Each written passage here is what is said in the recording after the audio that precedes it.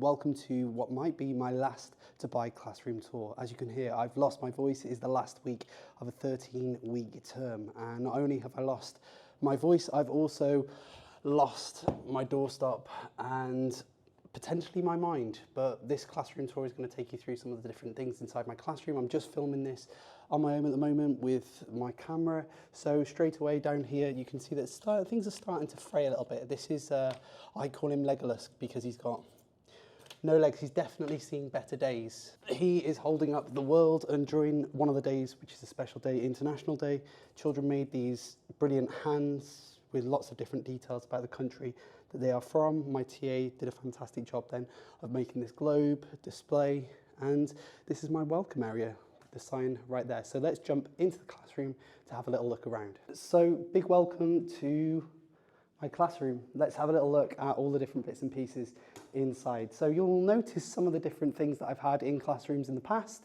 I like to reuse things. I think it's really important. It saves my well-being, saves my time, all those different bits and pieces. So this is a display.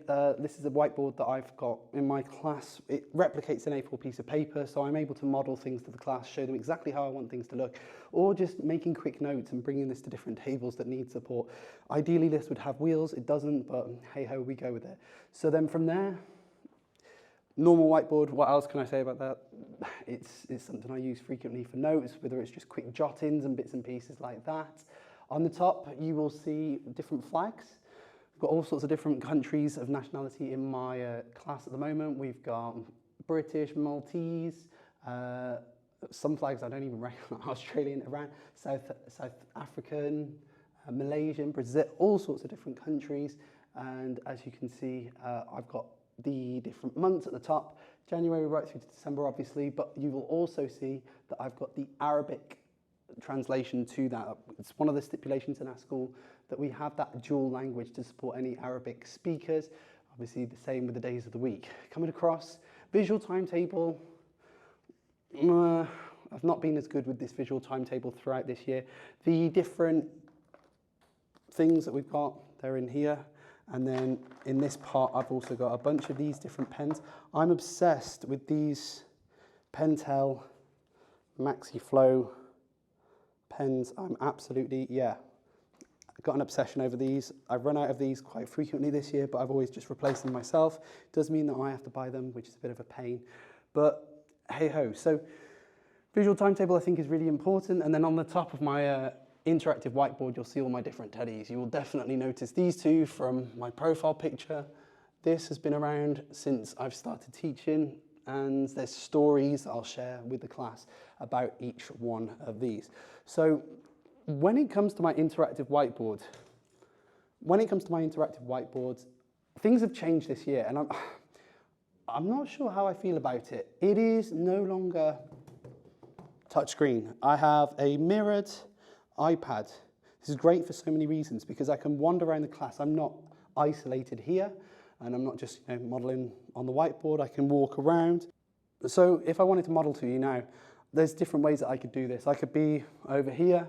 I could be, talking to my classroom, wandering around the class, and then just able to showcase different elements.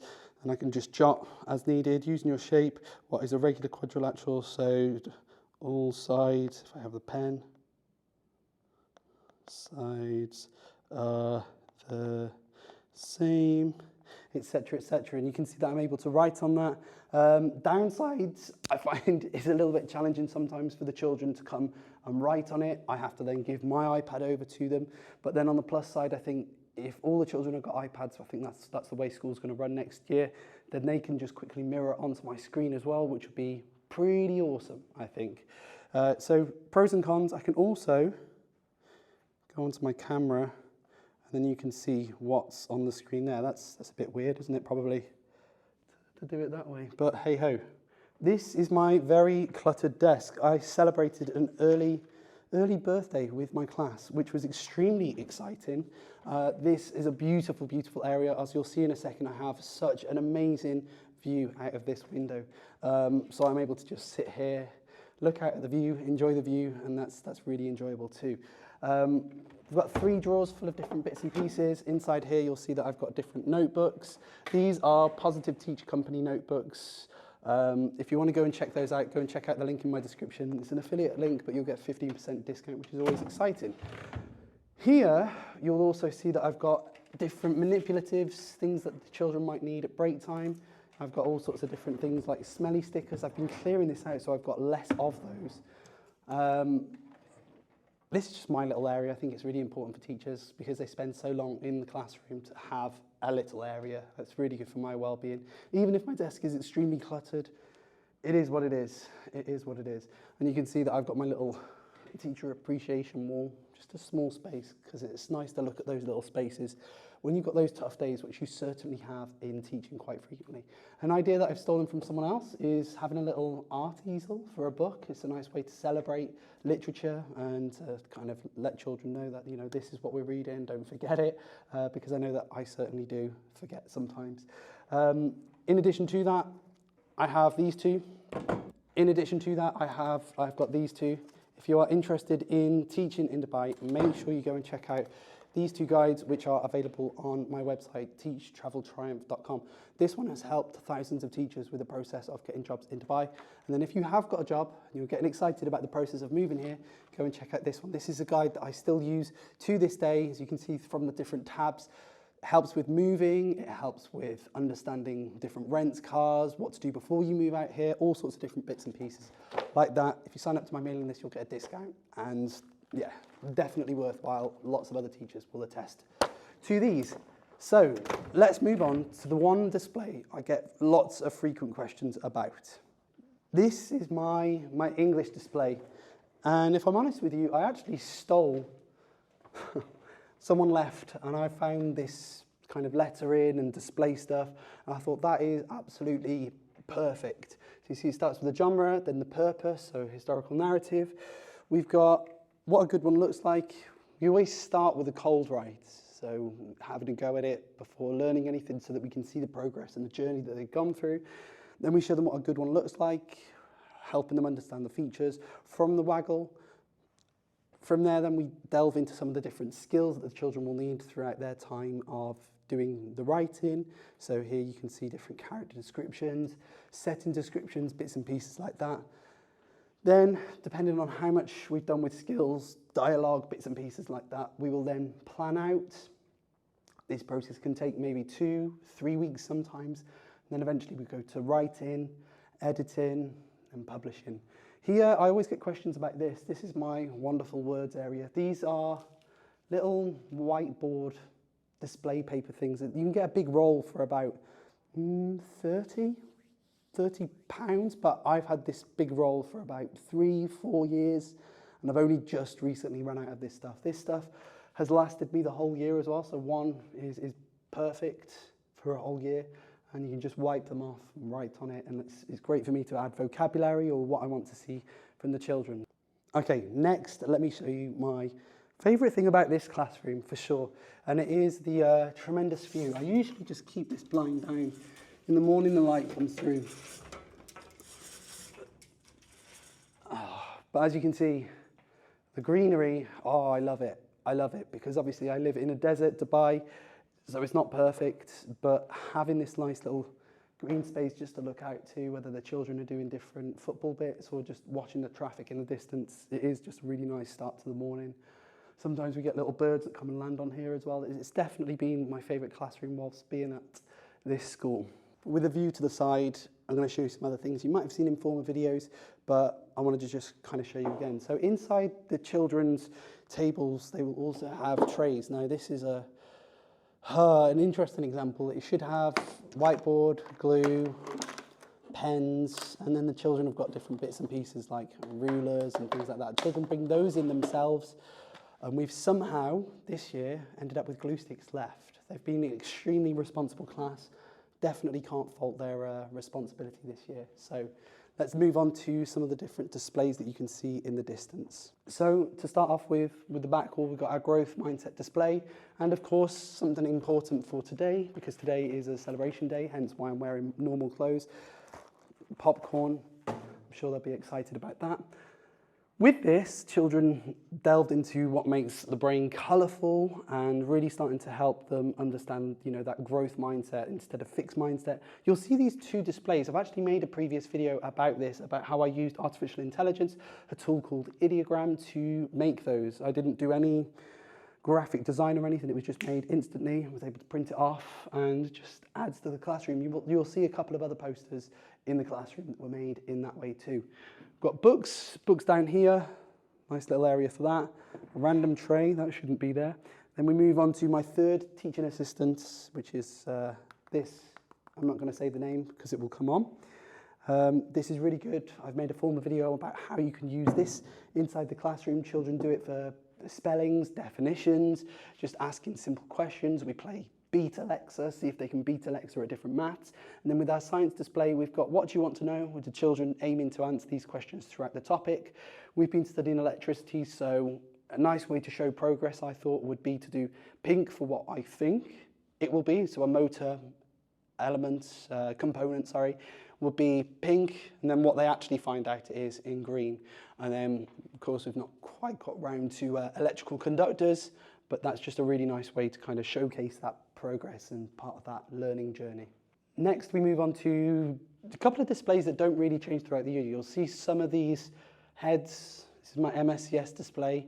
This is another poster that was made using Ideogram.